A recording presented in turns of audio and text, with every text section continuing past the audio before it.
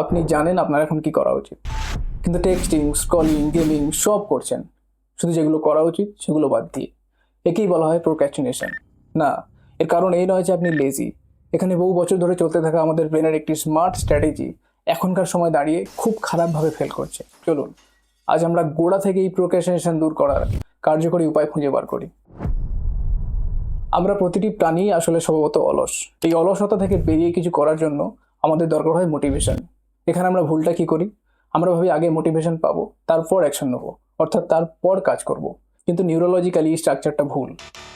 Real motivation comes from action, অর্থাৎ আগে কাজ করতে হবে, তবে মোটিভেশন পাওয়া যাবে। এই মোটিভেশন আবার নির্ভর করে ডোপামিনের ওপর। ডোপামিন কি? ডোপামিন আমাদের ব্রেনের একটি কেমিক্যাল বা হরমোন, একে হ্যাপি হরমোনও বলা হয়। এই ডোপামিন কিভাবে কাজ করে? আমাদের ব্রেনের প্রধান দুটি অংশ, এক প্রিফ্রন্টাল কর্টেক্স, এটি আমাদের নিউলি ইভলভ ব্রেন। এর কাজ লজিক্যালি চিন্তাভাবনা করা, রিজনিং, ভবিষ্যতের প্ল্যানিং করা, এইসব। আর দুই, আমাদের আদিম ব্রেন বা লিম্বিক সিস্টেম। এর কাজ সাময়িক আনন্দ খোঁজা, পেইন, ঝক্কি ঝামেলা, পরিশ্রম, এগুলোকে এড়িয়ে চলাই এর স্বভাব। এক কথায় বললে শুধু সাময়িক ভালো লাগা বা প্লেজার নেই এর কাজ কারবার। হাজার হাজার বছর ধরে কি চলে আসছে? কোনো প্রাণী তার খিদে পেলো, সে শিকার করতে গেল, শিকার করলো, খাবারটি খেলো, ডান। তার ব্রেনের লিম্বিক সিস্টেমে ডোপামিন রিলিজ হলো, সে রিওয়ার্ডটি পেয়ে গেল, অর্থাৎ তার ভালো লাগলো বা সে প্লেজার পেয়ে গেল। অথবা কোনো প্রাণী সে মিটিং করবে, তার সঙ্গী খুঁজলো, সে মিটিং করলো, ডান, ব্রেন তার রিওয়ার্ড পেয়ে গেল। এবার মানুষ যখন উন্নত হলো, এখানে প্রিফ্রন্টাল কর্টেক্স ময়দানে এলো। প্রিফ্রন্টাল কর্টেক্স চাইছে লজিক্যালি চিন্তা ভাবনা করে, ভবিষ্যতের কথা ভেবে, লং টার্ম প্ল্যানিং করে কিছু কাজ করা, যার ফল হয়তো এখন তৎক্ষণাৎ পাবো না, কিন্তু ভবিষ্যতের জন্য এটি অনেক ভালো হবে। লিম্বিক সিস্টেম এত শত বোঝে না। সে দেখছে যে কাজটা করে এখনই কোনো ফল পাবো না, অর্থাৎ ব্রেন ডোপামিন পাবে না, ব্রেন কোনো রিওয়ার্ড পাবে না, আবার পরিশ্রম করতে হবে। সে কাজটা করার কি দরকার? তার চেয়ে আমরা সেই কাজগুলো করি যেগুলো করে এখনই ফল পাওয়া যায়। যে কারণে দেখবেন নেটফ্লিক্সে আপনার পছন্দের শো দেখা, রিল স্ক্রল করা, আপনার পছন্দের খাবার খাওয়া বা পছন্দের জায়গায় ঘুরতে যাওয়া, এই সমস্ত কাজে আমরা কোনো দিন প্রোক্রাস্টিনেট করি না। আমরা প্রোক্রাস্টিনেট করি কোনগুলো? যেমন ধরুন এক্সারসাইজ শুরু করা, নিজেকে ইমপ্রুভ করা, নতুন কোনো স্কিল শেখা। এগুলো কেন?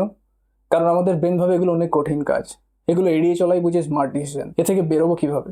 খুব সিম্পল। আমাদের ব্রেনকে বোঝাতে হবে এই সময় দাঁড়িয়ে এগুলো আর আমাদের জন্য মোটেও স্মার্ট ডিসিশন নয়। বোঝাবো কিভাবে?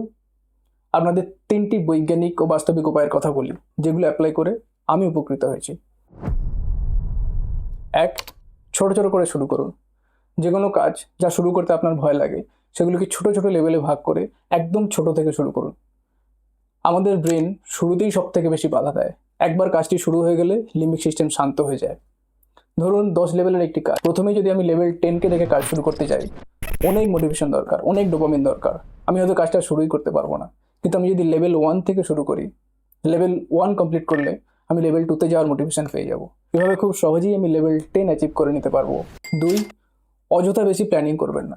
কোনো কাজ শুরু করার আগে অনেক প্ল্যানিং করে সেটিকে জটিল করবেন না। সেটিকে যতটা পারবেন সহজ করার চেষ্টা করুন। পারফেক্ট সময়, পারফেক্ট পথ, পারফেক্ট পদ্ধতি, এসবের জন্য সময় নষ্ট করবেন না। পারফেক্ট পদ্ধতি বলে কিছু হয় না, শুধু হয় এই পদ্ধতি থেকে বেটার পদ্ধতি বা নেক্সট পদ্ধতি, যেটা শুরু করার পরই পাওয়া যায়।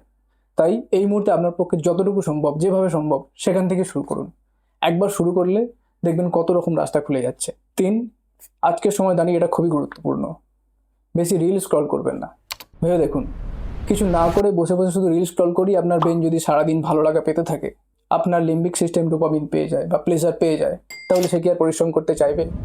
মনে রাখবেন, সফল আর ব্যর্থ মানুষের মধ্যে খুব ছোট্ট একটি পার্থক্য। কেউ ব্রেনকে নিয়ন্ত্রণ করতে পারে আর কেউ ব্রেনের দ্বারা নিয়ন্ত্রিত হতে থাকে।